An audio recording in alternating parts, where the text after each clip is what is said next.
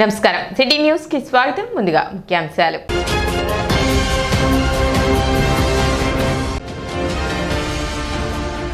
Municipal అధికారులు తమకు ఇబ్బందులు కలగచేస్తున్నారంటూ కూరగాయల మార్కెట్ వద్ద నిరసన వ్యక్తం చేసిన దుకాణదారులు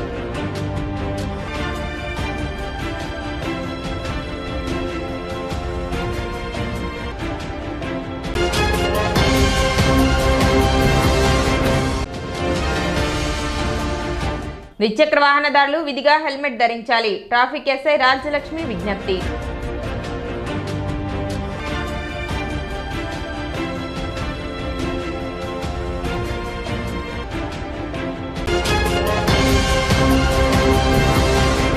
తెనాలి కూరగాయల మార్కెట్ వద్ద దుకాణదారులు నిరసన వ్యక్తం చేశారు. గత కొన్ని సంవత్సరాలుగా వ్యాపారాలు సాగిస్తుంటే తమ దుకాణాల వల్ల ట్రాఫిక్ ఇబ్బంది కలుగుతుంది అన్న నెపంతో దుకాణదారులను మున్సిపల్ అధికారులు ఇబ్బందులకు గురి చేస్తున్నారని దుకాణదారులు ఆవేదన వ్యక్తం చేశారు.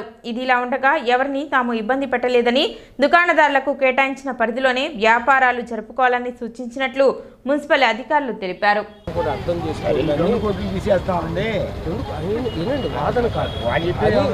వాళ్ళందరూ చెప్తున్న మాట వాస్తవం అవునా కదా? మీ యొక్క పరిధిలో మీరు పెట్టుకోండి అని చెప్తున్నారు. ఇక్కడ నుంచి కాంచవు దాకా ఉన్న కొట్లు అన్నీ మానేసి ప్రత్యేకంగా మన దగ్గరకు వచ్చే కొంటారు కదా సార్ అందరూ. ఇప్పుడు నేను లేను అసలు మూడో షాప్ బయటికి రాలేదు. అవునండి, ఇప్పుడు వచ్చారు. అది ముందు మిమ్మల్ని చూసి వాళ్ళు వచ్చారు. మిమ్మల్ని చూసి వాళ్ళు వచ్చారు కదా, వాళ్ళని చూసి మిగతా గాంధీ చౌక్ నుంచి చివరి దాకా షాప్ తీపించరండి.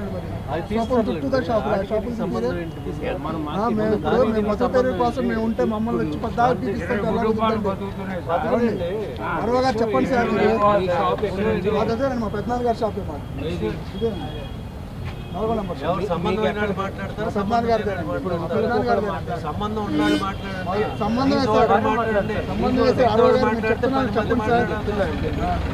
షాపులు వాళ్ళందరూ ఎంత ఇబ్బంది పడుతున్నారు ఎప్పుడైనా ఒక్కసారి ఆలోచించండి. 1970 నుంచి ఈ వారంతా కూరగాయలేదండి. నేను 70 గురించి మాట్లాడటం, మీ అందరూ కూడా మంచి షాపింగ్ కాంప్లెక్స్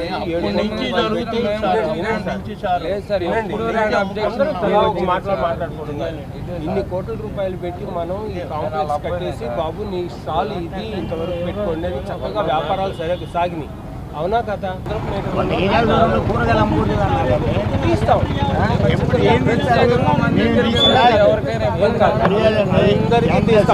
ఇప్పుడు ఒక పనిని స్టార్ట్ చేసాం, ఒక మంచి కార్యక్రమం బిగిన్ చేసాము. టైం పడుతుంది కదా. ఇప్పుడు ఒక రోజులో జరిగిందా? మేము 45 రోజులు ప్రయత్నం చేస్తే కానీ ఇలా ఉంది. అందరూ బాగుందని మీరు మాట్లాడకూడదు ప్లీజ్. ఈ మున్సిపాలిటీ వాళ్ళు వచ్చేసి ఇబ్బందిగా ఉంది, ట్రాఫిక్ అడ్డం అని చెప్పి తీయమని చెప్పారు. వాళ్ళు చెప్పినట్టుగానే తీసాము. కానీ తర్వాత మళ్ళీ వచ్చి మా ఒక్క కొట్ల మీద ఇబ్బంది పడుతున్నారు. ఈ 3 కొట్ల మీద అటు ఆకుకూరలు ఇటు కూరగాయలు ఇంకేమి అడ్డం లేకపోయినా సరే కావాలని చెప్పేసి మా ఒక్కళ్ళే అడ్డం అని చెప్పి చెప్తున్నారు. బజార్ మొత్తం అడ్డం లేకుండా ఉన్నాయి. ఎంత అడ్డం ఉన్నాయి, ఎక్కడి నుంచి గాంచవు దాకా అన్నీ అడ్డమే. కానీ అవి ఏం కనిపించట్లేదు. ఈ మున్సిపాలిటీ ఆర్ఓ గారు ప్రత్యేకంగా వచ్చి మన కొట్ల దగ్గర నుంచొని తీపిచ్చి మరీ వెళ్తున్నారు.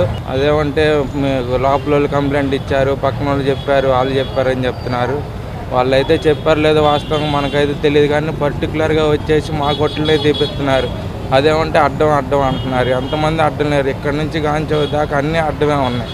ట్రాఫిక్ వెళ్తానికి కానీ మనిషి నడవటానికి కానీ సాయంత్రం 6 అయితే బళ్ళు రోడ్డు మీద సగం మధ్యలో పెడతారు. అవి ఏం అడ్డం రావు. కానీ మా కొట్టు ఒక్కటే అడ్డం వస్తుంది. మరి ఏం జరుగుతుందో తెలియదు మనకైతే. షాపులు మేము లక్షలు పెట్టుకున్నాము పైన, అయ్యేమో మెట్లు ఎక్కి పైకి రావాల్సి వస్తుందని చెప్పి కొంచెం కింద పెట్టాం. గత 8 సంవత్సరాల నుంచి అలానే ఉన్నాయి. అప్పుడు రాని అడ్డం ఇప్పుడు వస్తుంది వాళ్ళకి. మరి ఏం జరిగిందో తెలియదు. 60 సంవత్సరాల నుంచి కొట్టు పెడుతున్నాం. అక్కడ 60 సంవత్సరాలు వేడే ఉంటాం. కాంగ్రెస్ ప్రభుత్వంలో మొత్తం బాగా కొట్టారు. మీ కొట్లు మీకు ఇస్తా ఉన్నారు. ఒక కొట్టు ఇవ్వాల, ఒకరికి ఒక కొట్టు ఇవ్వాల. 8 కోట్లు అయింది బండి ఇది కడితే. 11 కోట్లు ఇచ్చాం వాళ్ళకి. 8 కోట్లు అయితే 3 కోట్లు ఎక్స్ట్రా వచ్చి కొన్నాం. కొన్నప్పుడు మార్కెట్ మీదా మీదా సరే ఓకే, దానికి ఒప్పుకోను. వాళ్ళు వచ్చి మాట్లాడితే కాటర్లు వేసుకుంటూ మాట్లాడి దిగ్గేయటం, మా కుట్లని పీకేస్తున్నారు. పై వచ్చి మమ్మల్ని పట్టేట. ఈ మార్కెట్ పాటస్థాల తర్వాత ఇల్లు కూడా అమ్ముకున్నా. ఇల్లు కూడా అమ్ముకొని కొందామని 3 లక్షలకు ఇచ్చారు ఇల్లు మొత్తం. ఇవాళ 30-40 లక్షలు అంటే ఎవరు అది 3 లక్షలకు అమ్ముకున్నా. అయితే ఒక్కోటి 16 లక్షలు, 15 లక్షలు, 20 లక్షలు పడ్డాయి. నేనే కొనేది ప్లాట్ఫారమే బతున్నా. పార్కింగ్ పెట్టారు. పార్కింగ్లో వీళ్ళు కొట్టుకున్నా కానీ పార్కింగ్లో పెట్టుకొని పట్టాలు వేసుకొని పెట్టుకొని అమ్ముకుంటున్నారు. ఆ పైన పెట్టుకుని అమ్ముకునేది మీకేమంటాం? 300 గజాల స్థలం ఉంది ఇక్కడ. 300 గజాల స్థలంలో వాడు పెట్టుకొని అమ్ముకుంటుంటే వాళ్ళు కూడా తీసేసి మొత్తం బాగా కొట్టేస్తారు. అది సంగతి ఇటు జరుగుతుంది ఇక్కడ. మా కొట్టు పైకి ఎక్కట్లే అని చెప్పేసి కింద పెట్టుకుంటే అంటే ఆర్ఓ గారు వచ్చి బాగా హింసిస్తున్నారు, మమ్మల్ని ఇబ్బంది పెడుతున్నారు. ఇక్కడ నుంచి గాంచౌక్ నుంచి మార్కెట్ వరకు షాపులు తీపియట్లేదు, స్టఫన్ దగ్గర షాపులు తీపియట్లేదు. మా షాపులు 3 అడ్డు వస్తున్నాయండి. మేము బాగా ఇబ్బంది పడుతున్నాం. వాళ్ళకి సంబంధం ఏముందండి అసలు? మా షాప్ ముందే పెట్టుకున్నామండి, మా షాప్ కిందే పెట్టుకున్నాం. గోల్డ్ అద్దులు చనరాలు అన్నీ కట్టుకుంటున్నామండి. అధికారులు వచ్చి తీసేయమంటున్నారు. ఎందుకు కొట్లు అడ్డు అని చెప్పి అంటున్నారు, ట్రాఫిక్ కట్ అంటున్నారు. మా షాప్ ముందు కింద పెట్టుకుంటున్నామండి. మేము ట్రాఫిక్ కట్ అసలు అడ్డే ఉండదండి. షాపు కింద పెట్టుకున్నాం మేము. లోపల మా పైకి ఎవరు రావట్లేదని కింద పెట్టుకున్నామండి. ఎవరిని కూడా తొలగించాలని మేము కోరుకోవట్లేదు. వాళ్ళు ఎక్కడైతే ముందుకు వచ్చి ఆ మిగతా షాపులు వాళ్ళందరూ కూడా వ్యాపారం జరగకుండా ఉంచుతున్నారో వాళ్ళందరినీ లోపల వాళ్ళు కూడా బతకాలి కాబట్టి, నష్టపోకూడదు కాబట్టి మీ యొక్క షాపుల్లో మీరు పెట్టుకొని వ్యాపారాలు చేసుకోండి. దీనివల్ల అందరూ కూడా సంతోషంగా ఉంటారనేది గత 30 రోజుల నుంచి కూడా కొనసాగించడం జరిగింది. అయినప్పటికి కూడా మేము చెప్పి వెళ్ళటము, మళ్ళీ వీళ్ళు యథాస్థానంలో పెట్టుకోవటము, వీళ్ళని చూసి మిగతా వాళ్ళందరూ కూడా బయటికి ఇలా వచ్చేస్తున్నారు. అదన్నీ కూడా కొంచెం అరికట్టాలని చూస్తున్నాము. ఇన్ని సంవత్సరాలు కాదు, ప్రతిసారి కూడా వాళ్ళకి మనం చెప్తానే ఉన్నాం. ఈసారి గట్టిగా, ఎందుకంటే లోపల ఉన్న వాళ్ళ స్టాల్స్ వాళ్ళందరూ కూడా మేము వ్యాపారాలు చేసుకోక నష్టపోయి వెళ్ళిపోతున్నాము అని చెప్పేసి కమిషన్ గారికి కంప్లైంట్ చేయటం వల్ల మేము వాళ్ళందరూ కూడా బతకాలన్న ఉద్దేశంతో మీ యొక్క కేటాయించిన షాపు పరిధిలోనే మీరు వ్యాపారాలు చక్కగా చేసుకోండి అని చెప్తున్నాం. ఈ నెల 10వ తేదీ శ్రీ లక్ష్మీ పద్మావతి సమేత శ్రీ వెంకటేశ్వర స్వామి దేవస్థానం నందు ముక్కోటి ఏకాదశి ఉత్సవాలు వైభవంగా నిర్వహిస్తున్నట్లు ఆలయ ట్రస్ట్ బోర్డు చైర్మన్ కుంభం సాయిబాబు, ఈవో అనుపమ తెలిపారు. మంగళవారం దేవస్థాన ప్రాంగణంలో జరిగిన విలేకరుల సమావేశంలో కార్యక్రమానికి సంబంధించిన వివరాలు వెల్లడించారు. ఉదయం 4:30 నుండి గరుడ వాహనంపై స్వామివారి ఉత్తర ద్వార దర్శనం భక్తులకు కల్పిస్తున్నట్లు తెలిపారు. మంత్రి నాదెండ్ల మనోహర్ కుటుంబ సమేతంగా పాల్గొని తొలి దర్శనం చేసుకుంటారని తెలిపారు. చిన్న పిల్లలకు మరియు మహిళలకు ఎటువంటి ఇబ్బంది కలగకుండా అన్ని రకాల ఏర్పాట్లు చేసినట్లు తెలిపారు. ఎటువంటి అవాంఛనీయ ఘటనలు జరగకుండా పోలీస్ బందోబస్తు ఏర్పాటు చేసినట్లు వెల్లడించారు. మధ్యాహ్నం 2 గంటల వరకు స్వామివారి ఉత్తర ద్వార దర్శనం ఉంటుందని, సాయంత్రం స్వామివారి గ్రామోత్సవం నిర్వహించడం జరుగుతుందని తెలిపారు. భక్తులు విశేష సంఖ్యలో పాల్గొని స్వామివారి కృపకు పాత్రలు కావాలని కోరారు. జనవరి 10వ తారీఖు జరిగే ముక్కోటి ఏకాదశి ఏర్పాట్ల గురించి ఈరోజు మాట్లాడడం జరుగుతుందండి. విశిష్టమైన ముక్కోటి ఏకాదశి రోజున ముక్కోటి దేవతలతో శ్రీ మహావిష్ణువు స్వామివారు ముక్కోటి దేవతలతో ఉత్తర ద్వారం నుంచి దర్శనం ఇవ్వడం జరుగుతుంది.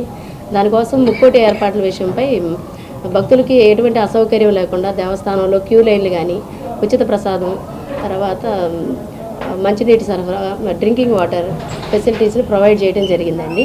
దాదాపు భక్తులు 10,000 నుంచి 15,000 వరకు ఈ దర్శనానికి రావడం జరుగుతుందండి. ప్రతి సంవత్సరం 7,000 మంది భక్తులకి అన్నదానం ఏర్పాట్లు కూడా చేయడం జరుగుతుందండి దేవస్థానం తరఫున. ముక్కోటిని పురస్కరించుకొని తెల్లవారుజామున 4:30 నుంచి స్వామివారి దర్శనం ప్రారంభమవుతుందండి. తొలి దర్శనం మన మినిస్టర్ గారి ద్వారా ప్రారంభమవుతుందండి. ఆ తర్వాత నుంచి భక్తులు దాదాపు 2-3 వరకు కూడా ముక్కోటి వైకుంఠ ఏకాదశి సందర్భంగా భక్తులకి స్వామివారి దర్శనం అందుబాటులో ఉంటుందండి. చిన్నపిల్లలకు, మహిళలకి పాలు అవి సప్లై చేయడం జరుగుతుంది. ప్రత్యేక దర్శనాలు అంటే 300 టికెట్ ఒకటి, 100 రూపీస్ టికెట్ ఒకటి, ఉచిత దర్శనం ఒకటి, 3గా సపరేట్గా వేరువేరుగా అరేంజ్ చేయడం జరిగిందండి. అందరికీ ఎవరి మార్గంలో వాళ్ళు వెళ్ళి స్వామివారిని దర్శనం చేసుకోవడానికి అసౌకర్యం లేకుండా క్యూ లైన్లు కూడా ఏర్పాటు చేయడం జరిగింది. వైకుంఠపురంలో వేంచేసిన లక్ష్మీ పద్మావతి వెంకటేశ్వర దేవస్థానంలో 52వ ముక్కోటి ఏకాదశి ఉత్సవం ఉత్తర ద్వార దర్శనము 10/1/20 శుక్రవారం తెల్లవారుజామున 4:30 స్వామి అమ్మవార్ల ఉత్తర ద్వారంలో గరుడ వాహనంపై వేయించే భక్తులకు దర్శనం మరియు దక్షిణావతి శంకుతీర్థంతో ఇవ్వబడును. దీనికి గాను మన పౌర సరఫరాల శాఖ మంత్రి నాదెండ్ల మనోహర్ గారి వారు ఫ్యామిలీతో రావడానికి, వారి చేత ఓపెనింగ్ చేయబడటానికి స్వామివారికి దర్శనంకి వేచి ఉన్నాము. తర్వాత స్వామివారికి ఉత్తర ద్వార దర్శనంలో తీర్థప్రసాదాలు అందరూ స్వీకరించి స్వామి అమ్మవారి కృపలుగా పాత్రలు కావాల్సిందిగా కోరుచున్నాము.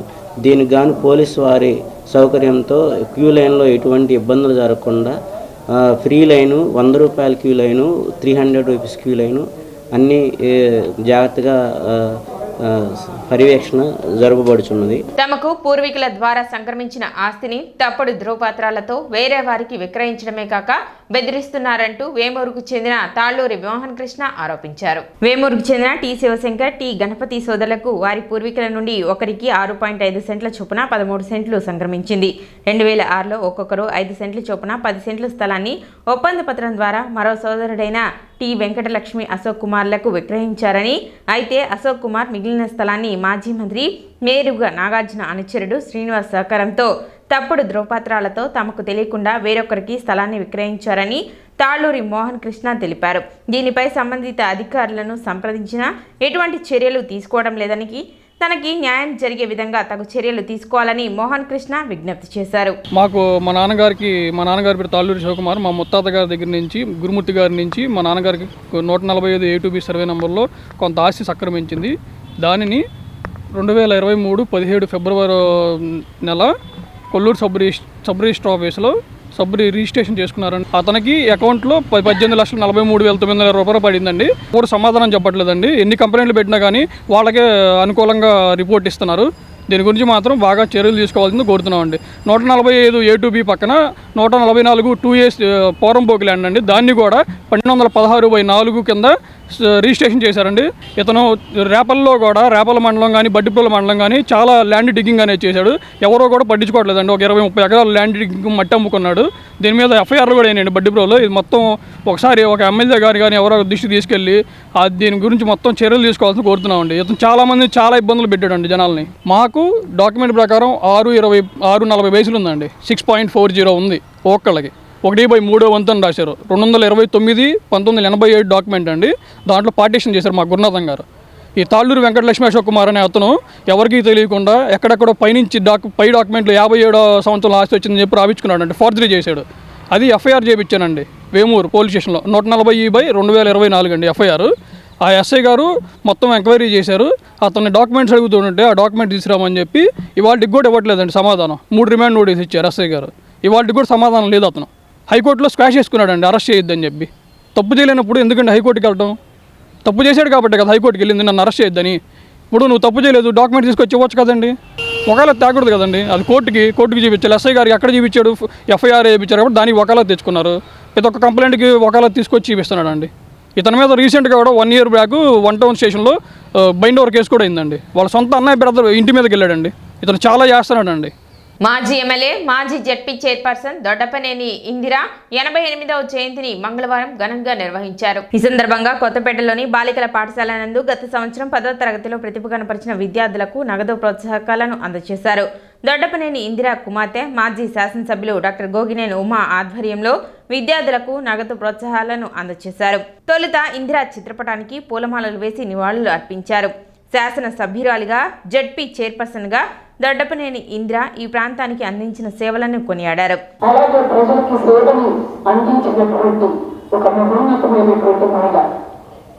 అందరి నోట్లో అమ్మాయిగా నిలిచిపోయి చిరస్థాయిగా మన తెలుగు నాట మొట్టమొదట మరి ఆనాడు రాజీవ్ గాంధీ గారు వచ్చినప్పుడు తనని ఎంపిక చేసి ఐక్యరాజ్య వేదికకు తన పేరుని పంపటం జరిగింది.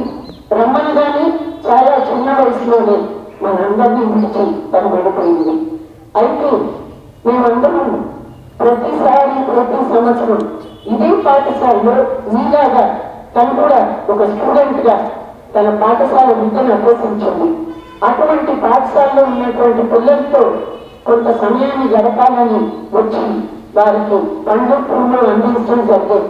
రూపశ్రీ అంటే 564, సయ్యద్ రహీం, శ్రీనందిని వీళ్ళిద్దరికి కూడా 562 మార్కులు వచ్చినాయి. అలాగే అరూపా తోయిబా తనకి 554.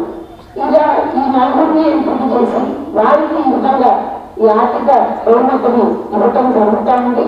అది కూడా మేము తర్వాత వారు విద్యను కొనసాగిస్తూ అటువంటి వారికి ప్రోత్సాహం ఇవ్వాలని కూడా మేము అనుకున్నాం. కార్యక్రమంలో గుమ్మడి సాంబశివరావు, గుమ్మడి రమేష్, నేలటూరి బెన్ను, కొడాలి శ్రీనివాసరావు, ఉయ్యూరు రాజశేఖర్ రెడ్డి, ఈదర పూర్ణచంద్, ఏ వెంకటరామయ్య, దేవినేని రమాదేవి తదితరులు పాల్గొన్నారు.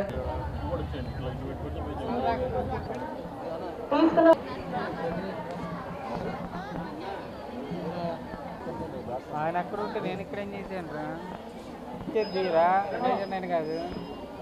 లేచి అటు తిరిగి నిలబడండి. ఇటు తీసుకొని ఎందుకు లేచారు మీరు? నేను చెప్పేదేం లేదు. లైన్ అయిపోగానే లైన్ లేవండి, మొత్తం లేవద్దు.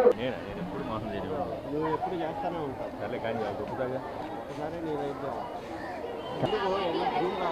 లేవద్దు. గోపినేని ఉమా గారి దగ్గర నుంచి అని ఆమెకున్న ఆ తల్లి మీద ఎంత అపారమైన ప్రేమ. నేను కూడా ఈ స్కూల్లో చదువుతున్నాను కదా, నేను కూడా మేడం అంత పెద్ద అయిన తర్వాత నేను కూడా ఈ పాఠశాలలో చదువుతున్నాను. మీకు కూడా నేను ఏదైనా ఫస్ట్, సెకండ్, థర్డ్ వచ్చిన వాళ్ళకి నేనైనా ఏదైనా ప్రైజ్ మనీ వాళ్ళకి కూడా మోటివేషన్ లాగా ఉండాలి నేను అనేది నాకు కూడా అనిపించేలాగా ఆమె ప్రతి సంవత్సరం వాళ్ళ తల్లి గారి పేరు మీద ఇస్తున్నందుకు థ్యాంక్స్ మేడం. మీ స్కూల్ పేరు, మీ పేరు నిలబెడతామని ప్రమాణం చేస్తున్నాను మేడం. నేను డాక్టర్ గారు, గోపినేని ఉమా గారు ఈరోజు మనందరం కూడా ఏంటో ఆ శుభదినాన్ని పంచుకోవడానికి ఇచ్చేస్తున్నారు. అదేవిధంగా ఇలా చేసుకోవడమే కాదు, ప్రతి సంవత్సరం 10th వాళ్ళకి గుర్తుందా? ప్రతి సంవత్సరం 10th వాళ్ళకి కూడా స్కూల్ ఫస్ట్, సెకండ్, థర్డ్ వచ్చిన వాళ్ళకి కూడా ప్రైజ్ ఇవ్వడం జరుగుతుంది. మరి మీరందరూ కూడా మళ్ళీ నెక్స్ట్ ఇయర్ కూడా బాగా అందరూ పోటీ పడి ఒకరికొకరు మాకు ఫస్ట్ రాళ్ళు అందరూ కూడా పోటీ పడి చదివి మరి వాళ్ళ చేతుల మీదుగా ప్రైజ్లు అందుకుంటారని నేను కోరుకుంటున్నాను. ఇప్పుడు చిన్న విరామం.